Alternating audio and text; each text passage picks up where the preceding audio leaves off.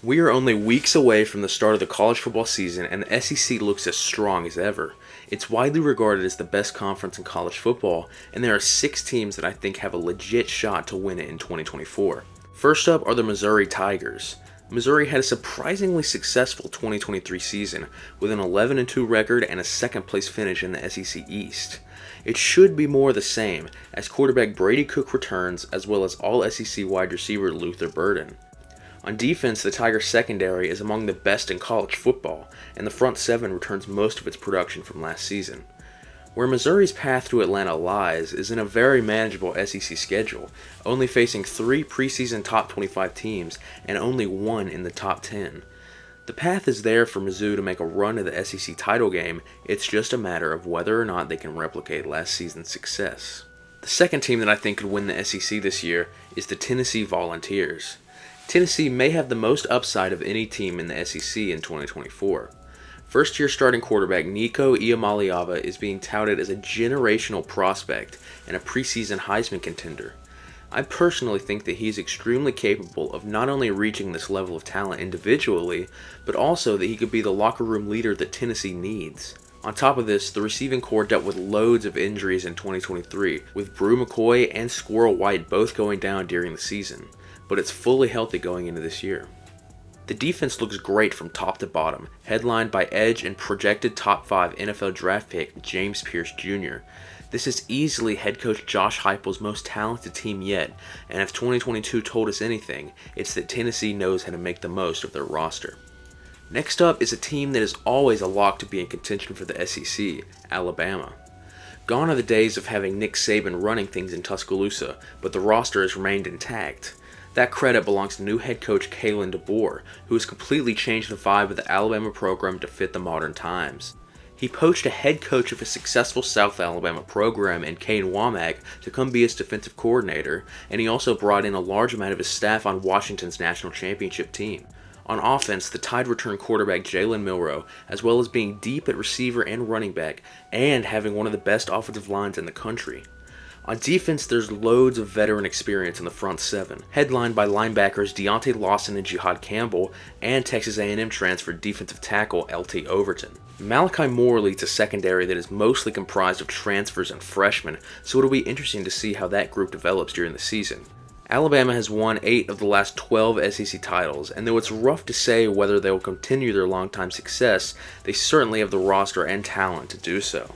The fourth team that can make a run for the SEC title is Ole Miss. Lane Kiffin has built a reputation for himself as the Portal King, but he may have outdone himself this offseason.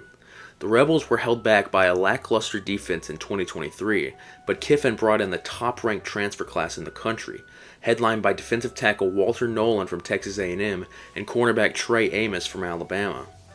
We'll have to see if this is enough to fix their defensive struggles, but it seems like a step in the right direction. On offense, the Rebels will be among the best in America, with quarterback Jackson Dart and wide receiver Trey Harris returning. Personally, I think that Dart and Harris will be one of the nation's best duos, with Dart being a Heisman finalist and Harris being in contention for the Biletnikoff.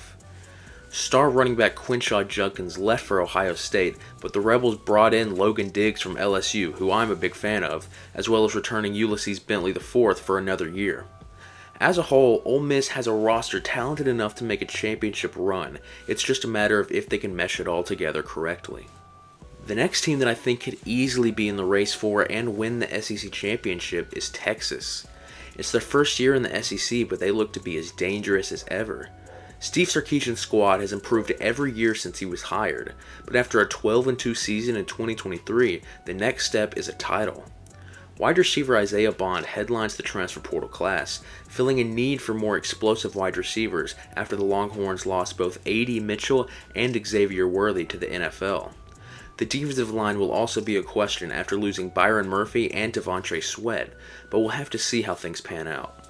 So overall, there are a few depth questions for the Longhorns, but if they can overcome them, quarterback Quinn Ewers has the ability to finally lead Texas all the way to the promised land in 2024, as well as winning an SEC title. The last team that I think could win the SEC comes as no surprise, the Georgia Bulldogs. If there's a team in the SEC that's undoubtedly built for a national championship, it's Georgia. They've been the most dominant team in college football so far this decade, and nothing really points to that changing this year.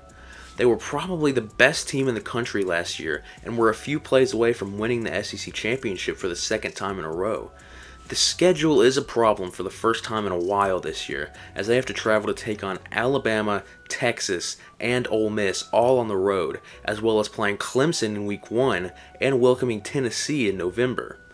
Sure, lots of talent was lost to the draft, but an equal amount of talent was brought in on both sides of the ball. And another year of Carson Beck at quarterback is a huge deal in Athens.